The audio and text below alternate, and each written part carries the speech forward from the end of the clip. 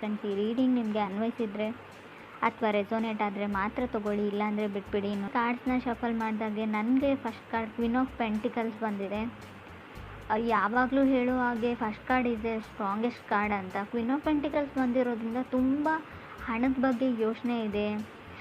So ನಿಮ್ಗೇನಾದರೂ matter ಆಗುತ್ತೆ ಒಂದು ವಿಷಯ ಅಂದರೆ ಅದು ಕೆಲಸದ ವಿಷಯ ಅಂತ ಅನಿಸುತ್ತೆ, ಸ್ಟೆಬಿಲಿಟಿ ಅಂತ ಅನಿಸುತ್ತೆ, ಬೀಯಿಂಗ್ ರೆಸ್ಪಾನ್ಸಿಬಲ್ ಪರ್ಸನ್ ಅಂತ ಅನಿಸುತ್ತೆ. ತುಂಬ ರೆಸ್ಪಾನ್ಸಿಬಿಲಿಟೀಸ್ನ ತೊಗೊಳ್ತಾ ಇದ್ದೀರಾ ನೀವು ಅಥವಾ ನೀವು ಕನೆಕ್ಟ್ ಆಗಿರೋ ಪಾರ್ಟ್ನರು. ಟೈಮ್ ಟು ಮ್ಯಾನೇಜ್ ಅಂತ ಹೇಳುತ್ತೆ.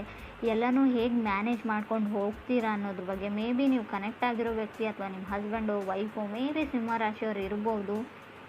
ಕ್ವೀನ್ ಆಫ್ ಪೆಂಟಿಕಲ್ಸ್ ಸರ್ಟನ್ ಆರ್ಡರ್ಸ್ನ ಅಂತ ಹೇಳ್ಬೋದು. ಕೆಲವೊಂದು ಬಿಸ್ನೆಸ್ ಮಾಡ್ತಾಯಿದ್ರೆ ಕೆಲವು ಗೋಲ್ಸ್ನ ರೀಚ್ ಆಗಬೇಕು, ಡೆಡ್ಲೈನ್ ಮುಗಿಯೋದ್ರೊಳಗೆ ವರ್ಕ್ನ ಕಂಪ್ಲೀಟ್ ಮಾಡಬೇಕು. ಸೊ ತುಂಬ everything is taken care of ಅಂತ ಅನಿಸುತ್ತೆ. ಎಲ್ಲನೂ ಮ್ಯಾನೇಜ್ ಮಾಡ್ತಾ ಇದ್ದೀರಾ ನೀವು. ಸೊ ಮೇ ಬಿ ಕೆಲವ್ರಿಗಿದು ಹೊಸದಾಗಿ ಏನಾದರೂ ಏನಾದರೂ ಇನ್ವೆಸ್ಟ್ಮೆಂಟ್ ಮಾಡ್ತಾ ಇದ್ರು ಕೂಡ ಕ್ವೀನ್ ಆಫ್ ಪೆಂಟಿಕಲ್ಸ್ ಕಾರ್ಡ್ ಬಂದಿರುತ್ತೆ. ಯಾವುದ್ರ ಮೇಲಾದರೂ ಇನ್ವೆಸ್ಟ್ಮೆಂಟ್, ನಿಮ್ಮ ವೈಫು ನಿಮ್ಮ ಪಾರ್ಟ್ನರ್ಗೋಸ್ಕರನೋ ಏನಾದರೂ ಶಾಪಿಂಗ್ ಮಾಡ್ತಾಯಿದ್ರೆ, ಗಿಪ್ಪರ್ಟಿ ತೊಗೊಳ್ತಾ ಇದ್ರು ಕೂಡ ಈ ಕಾರ್ಡ್ ಬಂದಿರುತ್ತೆ. ಸೆಕೆಂಡ್ ಕಾರ್ಡ್ ನನಗೆ ಹ್ಯಾಂಗ್ ಮ್ಯಾನ್ ಬಂದಿದೆ. ಸೊ ಕೆಲವೊಮ್ಮೆ ಜಸ್ಟ್ ವೇಟ್ ಅಂತ ಹೇಳುತ್ತೆ. ಮೇ ಬಿ ಏನಾದರೂ ತೊಗೊಳ್ಬೇಕು ಅಂತ ಅಂದ್ಕೊಂಡಿದ್ರೆ, ಯಾರಿಗೋಸ್ಕರನಾದರೂ ಪರ್ಚೇಸ್ ಮಾಡ್ಕೊಳ್ತಾ ಇರ್ಬೋದು, ಎಲ್ಲಾದರೂ ಏನಾದರೂ ಇನ್ವೆಸ್ಟ್ ಮಾಡ್ತಾ ಇದ್ರು ಕೂಡ ಸೆಕೆಂಡ್ ಕಾರ್ಡ್ ಹ್ಯಾಂಗ್ ಮ್ಯಾನ್ ಬಂದಿರೋದು ವೇಟ್ ಅಂತ ಹೇಳ್ತಾ ಇದೆ ಕಾರ್ಡು. ಸ್ವಲ್ಪ ವಿಚಾರಿಸಿ ಅದ್ರ ಬಗ್ಗೆ ಪೇಪರ್ಸ್ನ, ಡಾಕ್ಯುಮೆಂಟ್ಸ್ನ ವೆರಿಫೈ ಚೆನ್ನಾಗಿ ಮಾಡಿಕೊಂಡು ಮುಂದುವರಿರಿ ಅಂತ ಹೇಳ್ಬೋದು. ಟೂ ಬ್ಯುಸಿ ಅಂತ ಅನಿಸುತ್ತೆ. ಸೊ ಮೇ ಬಿ ನಿಮ್ಮ ಪಾರ್ಟ್ನರ್ ನಿಮ್ಮ ಥರನೇ ಇರ್ಬೋದು. ಮಿರರಿಂಗ್ ಆಫ್ ಈಚ್ ಅದರ್ ಅಂತ ಹೇಳ್ತೀವಿ. ನೀವು ಹೇಗಿದ್ದೀರೋ ಆ ಪರ್ಸನ್ನು ಕೂಡ ಹಾಗೇ ಇದ್ದಾರೆ ಅಂತ ಹೇಳ್ಬೋದು. ನೀವು ನಿಮ್ಮ ಕೆಲಸ ಮತ್ತು ಹಣದ ಬಗ್ಗೆ ತುಂಬ ಯೋಚನೆ ಮಾಡ್ತೀರಾ, ಕೆರಿಯರ್ ಆ್ಯಂಡ್ ಮನಿ ಬಗ್ಗೆ. ಸೊ ಅದರ್ ಪರ್ಸನ್ನು ಆ ಥರನೇ ಇರೋ ಪರ್ಸನ್ ಜೊತೆ ನೀವು ಕನೆಕ್ಟ್ ಆಗಿದ್ದೀರಾ ಕೆಲವರು. ಸೊ ಮೇ ಬಿ ಮನೆ ತೊಗೊಳ್ಬೇಕು ಅಂತ ಡಿಸೈಡ್ ಮಾಡಿದ್ದೀರಾ, ಅಥವಾ ರೀಪ್ಲೇಸ್ ಮಾಡಬೇಕು ಕಾರು ಅಥವಾ ವೆಹಿಕಲ್ಸ್ನ, ಇದನ್ನು ಎಕ್ಸ್ಚೇಂಜ್ ಮಾಡಿ ಬೇರೆ ತೊಗೊಳ್ಬೇಕು, ಇದು ಹಳೇದಾಯಿತು. ಕೆಲವ್ರಿಗೆ difficulty to meet eye to eye ಅಂತ ಕಾರ್ಡ್ ಹೇಳುತ್ತೆ. ನೀವು ಕನೆಕ್ಟ್ ಆಗಿರೋ ಪರ್ಸನ್ನ ಅಥವಾ ಕನೆಕ್ಟ್ ಆಗಬೇಕು ಅಂತ ಅಂದ್ಕೊಂಡಿರೋ ಪರ್ಸನ್ ಕೂಡ ಕಣ್ಣಲ್ಲಿ ಕಣ್ಣಿಟ್ಟು ನೋಡೋಕೆ ಆಗ್ತಾ ಇಲ್ಲ ನಿಮಗೂ ಅಥವಾ ಅದರ್ ಪರ್ಸನ್ಗೂ ಅಂತ ಅನಿಸುತ್ತೆ. ಸೊ ಕೆಲವ್ರಿಗೆ ನೀವು ವೇಟ್ ಮಾಡು ಅಂತ ಹೇಳ್ತಾ ಇದ್ದೀರಾ ನೀವು ಅಥವಾ ಅದರ್ ಪರ್ಸನು. ಸೊ ಅವರಿಗೆ ಸೀರಿಯಸ್ ರಿಲೇಷನ್ಶಿಪ್ ಬೇಕಾಗಿದೆ, ಬಟ್ ನೀವು ಯಾವುದೇ ಡಿಸಿಷನ್ನ ಹೇಳ್ತಾ ಇಲ್ಲ ನೀವು ಅಥವಾ ಅದರ್ ಪರ್ಸನ್ನು. ಯಾವಾಗಲೂ ಅವ್ರನ್ನ ವೇಟ್ ಮಾಡು ಅಂತಲೇ ಹೇಳ್ತಾ ಇದ್ದೀರಾ. ಸೊ ತುಂಬ ಅವ್ರಿಗೆ ಗೊತ್ತಾಗ್ತಾ ಇಲ್ಲ ಲೈಫಲ್ಲಿ ಏನು ಆಗ್ತಾ ಇದೆ ಅಂತ. ಹ್ಯಾಂಗ್ ಮ್ಯಾನ್ ಇರೋದ್ರಿಂದ ತುಂಬ ದಿ ಕ್ಯಾಂಟ್ ಹ್ಯಾಂಡಲ್ ಅಂತ ಹೇಳ್ಬೋದು. ಕೆಲವು ವಿಷಯಗಳನ್ನ ಅವ್ರಿಗೆ ಮ್ಯಾನೇಜ್ ಮಾಡೋಕ್ಕಾಗ್ತಾ ಇಲ್ಲ. ಸೊ ಯಾರೂ ಮೂವ್ ಮಾಡೋಕ್ಕೆ ರೆಡಿ ಇಲ್ಲ, ನೀವಾಗಿರ್ಬೋದು ಅಥವಾ ಅದರ್ ಪರ್ಸನ್ನು. ಈ ಥರ ಹೇಳ್ತಾ ಇದ್ದೀನಿ ಅಂತ ತಪ್ಪು ತಿಳ್ಕೊಳ್ಬೇಡಿ, ನಿಮ್ಮ ಮನಸ್ಸಲ್ಲಿ ಏನಿದೆ ಅಂತ. ಸೊ ಕಾರ್ಡಲ್ಲಿ ಕೂಡ ನನಗೆ ಅರ್ಥ ಆಗ್ತಾ ಇಲ್ಲ. ಸೊ ಯಾವುದೇ ಡಿಸಿಷನ್ನ ತೊಗೊಳ್ಳೋಕ್ಕೆ ನೀವು ರೆಡಿ ಇಲ್ವೋ ಅಥವಾ ನೀವು ಕನೆಕ್ಟ್ ಆಗಿರೋ ಪರ್ಸನ್ ರೆಡಿ ಇಲ್ವೋ. ಮೇ ಬಿ ಥರ್ಡ್ ಕಾರ್ಡ್ ನನಗೆ 10 ಆಫ್ ವಾಂಡ್ಸ್ ಬಂದಿದೆ. ತುಂಬ ರೆಸ್ಪಾನ್ಸಿಬಿಲಿಟೀಸ್ ಇರ್ಬೋದು, ಇಲ್ಲ ಅಂತ ಹೇಳಲ್ಲ ನಾನು. ನಿಮಗಿದೆಯೋ ತುಂಬ ಮನೆ ಜವಾಬ್ದಾರಿ ಎಲ್ಲ ಇದೆಯೋ, ಅಥವಾ ಮನೆಯಲ್ಲಿ ಇರೋ ಸಿಬ್ಲಿಂಗ್ಸ್ನ ಸೆಟಲ್ ಮಾಡಬೇಕು, ತುಂಬ ತೊಂದರೆಗಳಿರ್ಬೋದು, ಅಥವಾ ಅದರ್ ಪರ್ಸನ್ಗಿರ್ಬೋದು, ಎಲ್ಲ ಸರಿ. ಬಟ್ ಎಷ್ಟು ಅಂತ ವೇಟ್ ಮಾಡಬೇಕು ಅದರ್ ಪರ್ಸನ್. ಅವ್ರ ಮನೆಯಲ್ಲೂ ಕೂಡ ಕೆಲವು ತೊಂದರೆ ತಾಪತ್ರೆಗಳಿರುತ್ತೆ, ಫ್ಯಾಮ್ಲಿ ಕಡೆಯಿಂದ ಪ್ರೆಷರ್ ಇರುತ್ತೆ ಅವ್ರಿಗೂ ಕೂಡ. ಸೊ ನಿಮ್ಗಾಗಲ್ಲ ಅಂದರೆ ಅವ್ರ ಪಾಡಿಗೆ ಅವ್ರಿಗೆ ಬಿಟ್ಟರೆ ಅವ್ರ ಲೈಫಲ್ಲಿ ಅವ್ರು ಸೆಟಲ್ ಆಗಬಹುದು ಅಂತ ಕಾರ್ಡ್ ಹೇಳುತ್ತೆ. ಫಿಫ್ತ್ ಕಾರ್ಡ್ ನನಗೆ 7 ಆಫ್ ವಾಂಡ್ಸ್ ಬಂದಿದೆ. ಸೊ ಕೆಲವ್ರಿಗೆ ನಾನು ಚೆನ್ನಾಗಿಲ್ಲ ಅಂತ ಅನ್ನಿಸ್ತಾ ಇರ್ಬೋದು. ನೋಡೋದಕ್ಕೆ ಫಿಸಿಕಲ್ ಅಪಿಯರೆನ್ಸಲ್ಲಿ ನನ್ನನ್ನು ಯಾರೂ ಇಷ್ಟಪಡಲ್ಲ, ಸೊ ಏನು ಆ ಥರ ಒಂದು ಭಾವನೆ ಇದ್ದರೂ ಕೂಡ 7 ಆಫ್ ವಾಂಡ್ಸ್ ಬಂದಿರುತ್ತೆ. ಸೊ ಅದರ್ ಪೀಪಲ್ ಪೊಸಿಷನ್ಗೆ ಫೈಟ್ ಮಾಡ್ತಾ ಇರ್ಬೋದು, ನನಗೆ ಸಿಗ್ತಾ ಇಲ್ಲ. ಸೊ ನಿಮಗೂ ಬೆಟರ್ ಪರ್ಸನ್ ಸಿಗುತ್ತೆ, ಪೊಸಿಷನ್ ಸಿಗುತ್ತೆ, ತಾಳ್ಮೆ ಇರಲಿ ಅಂತ ಕಾರ್ಡ್ ಹೇಳ್ತಾ ಇದೆ. ಸೊ ಫಿಫ್ತ್ ಕಾರ್ಡ್ ನನಗೆ ಲವರ್ಸ್ ಕಾರ್ಡ್ ಬಂದಿದೆ. ಮೇ ಬಿ ಕೆಲವ್ರಿಗೆ ಲವರ್ಸ್ ಕಾರ್ಡ್ ಬಂದರೆ ವೆರಿ ಇಂಪಾರ್ಟೆಂಟ್ ಚಾಯ್ಸ್ ಇರೋ ಡಿಸಿಷನ್ನ ತೊಗೊಳ್ಬೇಕಾಗುತ್ತೆ. ಸೊ ಯೂನಿಯನ್ನ ಹೇಳುತ್ತೆ. ಕೆಲವೊಮ್ಮೆ ಲವರ್ಸ್ ಕಾರ್ಡ್ ನಿಮ್ಮ ಎಕ್ಸ್ ಕಮ್‌ಬ್ಯಾಕ್ ಆಗೋದನ್ನು ಕೂಡ ರೀಪ್ರೆಸೆಂಟ್ ಮಾಡುತ್ತೆ, ಅಥವಾ ನೀವು ಒಂದು ರೀಕನೆಕ್ಟ್ ಆಗಬೇಕು ಅನ್ನೋ ಒಂದು ಮಿಷನ್ನಲ್ಲಿ, ಸೊ ಪರ್ಪೋಸಲ್ಲಿ ಮೂವ್ ಆಗ್ತೀರಾ, ಸೊ ಗಾರ್ಡ್ ಡೌನ್ ಮಾಡ್ತೀರಾ ಆ ವ್ಯಕ್ತಿ ಮುಂದೆ ಅಂತ ಹೇಳ್ಬೋದು. ಸೋಲ್ತೀರಾ, ಎಲ್ಲದಕ್ಕೂ ರೆಡಿ ಅಂತ ಹೇಳ್ತೀರಾ, ಎಸ್ ಅಂತ ಹೇಳ್ತೀರಾ ಅಂತ ಕೂಡ ಕಾರ್ಡ್ ಹೇಳ್ತಾ ಇದೆ.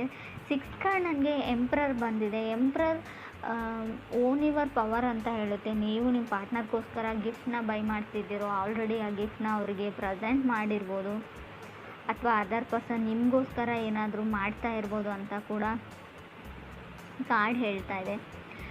ಸೊ ಕೆಲವ್ರಿಗೆ ಯಾರಿಗಾದ್ರೂ ನೀವು ಸಾರಿ ಕೇಳಬೇಕು, ಅಪಾಲಜಿ ಕೇಳಬೇಕು ಅಂತ ಅಂದ್ಕೊಂಡಿದ್ರು ಕೂಡ ಎಂಪ್ರರ್ ಯಾವ ಥರ ಅಂದರೆ, ನೀವು ಸಾರಿ ಕೇಳೋ ಅವಶ್ಯಕತೆ ಇಲ್ಲ, ನೀವು ಮಾಡಿದ್ದು ಸರಿಯಾಗೇ ಇದೆ ಅಂತ ಕಾರ್ಡ್ ಹೇಳುತ್ತೆ. ಮೇ ಬಿ ಇದು ಕೆಲವ್ರಿಗೆ ಮಾತ್ರ ಅನ್ವಯಿಸುತ್ತೆ ಫ್ರೆಂಡ್ಸ್, ಎಲ್ರಿಗೂ ಅಲ್ಲ.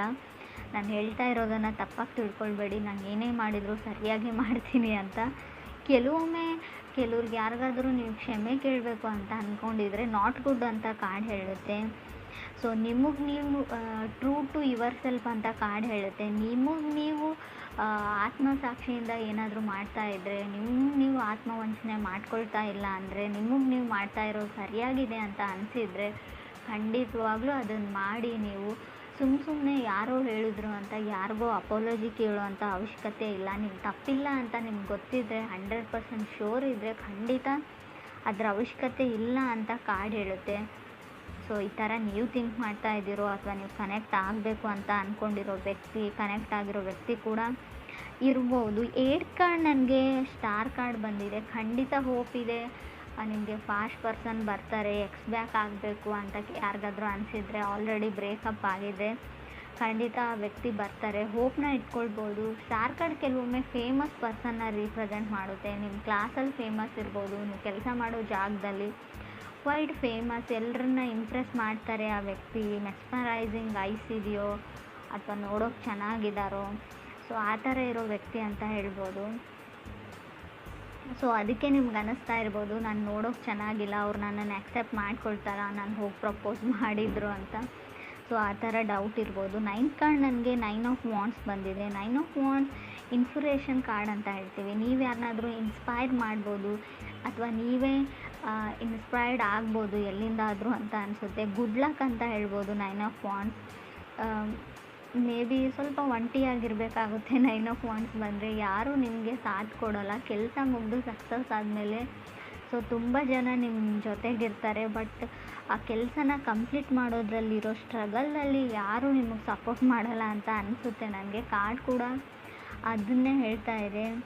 ಸೊ ಕೆಲವರು ತುಂಬ ಕ್ರಿಯೇಟಿವ್ ಆಗಿ ಏನೋ ಬಿಲ್ಡ್ ಮಾಡ್ತಾ ಇದ್ದರೂ ಕೂಡ 9 ಆಫ್ ವಾಂಡ್ಸ್ ಬಂದಿರುತ್ತೆ. ಸೊ ಲವ್ ಲೈಫ್ ರೀಡಿಂಗ್ ಆಗಿರೋದ್ರಿಂದ, ಸೊ ನಿಮ್ಮ ಪಾರ್ಟ್ನರ್ ಸಪೋರ್ಟ್ ಸಿಗೋದು ಕಮ್ಮಿ, ಕೆಲವ್ರಿಗೆ ಸಿಗ್ತಾ ಇಲ್ಲ, ನಿಮ್ಮನ್ನು ಅವ್ರು ನಂಬ್ತಾ ಇಲ್ಲ ಅಂತ ಹೇಳ್ಬೋದು. ಸೊ ಮೇ ಬಿ ಅಫಿಷಿಯಲಿ ಅವ್ರಿಗೇನೋ ಬೇಕಾಗಿದೆ, ಅಫಿಷಿಯಲಿ ಅವ್ರು ನೀವು ಮದುವೆ ಆಗಬೇಕು, ಅಥವಾ ಅಲ್ಲಿವರೆಗೂ ಅವ್ರಿಗೆ ನಂಬಿಕೆ ಬರಲ್ಲ, ನೀವೇನೇ ಹೇಳಿದ್ರು ಅವ್ರು ನಂಬ್ತಾ ಇಲ್ಲ ಅಂತ ಹೇಳ್ಬೋದು. 10th ಕಾರ್ಡ್ ನನಗೆ ಹರ್ಮೆಟ್ ಕಾರ್ಡ್ ಬಂದಿದೆ. ಸೊ ತುಂಬ ಟ್ರಸ್ಟ್ ಇಶ್ಯೂಸ್ ಇದೆ ಅಂತ ಹೇಳ್ಬೋದು. ನಂಬಿಕೆ ಪ್ರಶ್ನೆ, ನಿಮ್ಮನ್ನು ನಂಬೋಕ್ಕಾಗ್ತಾ ಇಲ್ಲ, ನಿಮ್ಮನ್ನು ನಂಬೋದಾ, ನಾನು ನಿಮಗೋಸ್ಕರ ವೇಟ್ ಮಾಡ್ಬೋದಾ ಅನ್ನೋ ಥಾಟ್ ಎಲ್ಲ ಬರ್ತಾ ಇದೆ ಅವ್ರಿಗೆ. ಸೊ ಖಂಡಿತವಾಗ್ಲೂ ಕೆಲವ್ರಿಗೆ ಇನ್ಸೆಕ್ಯೂರಿಟೀಸ್ ಕಾಡುತ್ತೆ. ಸೊ ನೀವು ನಂಬಿಕೆ ಉಳ್ಕೊಳ್ಳುವಂಥ ಕೆಲಸ ನೀವು ಮಾಡಿಲ್ವೋ, ಅಥವಾ ನಿಮ್ಮ ಪಾರ್ಟ್ನರ್ ಮಾಡಿಲ್ವೋ, ತುಂಬ ಬರ್ಡನ್ ಫೀಲ್ ಆಗ್ತಾ ಇದೆ ಅಂತ ಹೇಳ್ಬೋದು. 9 ಆಫ್ ವಾಂಡ್ಸ್ ಕೆಲವೊಮ್ಮೆ ಬರ್ಡನ್ನು ಕೂಡ ರೀಪ್ರೆಸೆಂಟ್ ಮಾಡುತ್ತೆ, ಅದು ಕೂಡ ರಿಯಲ್ ಬರ್ಡನ್ನು.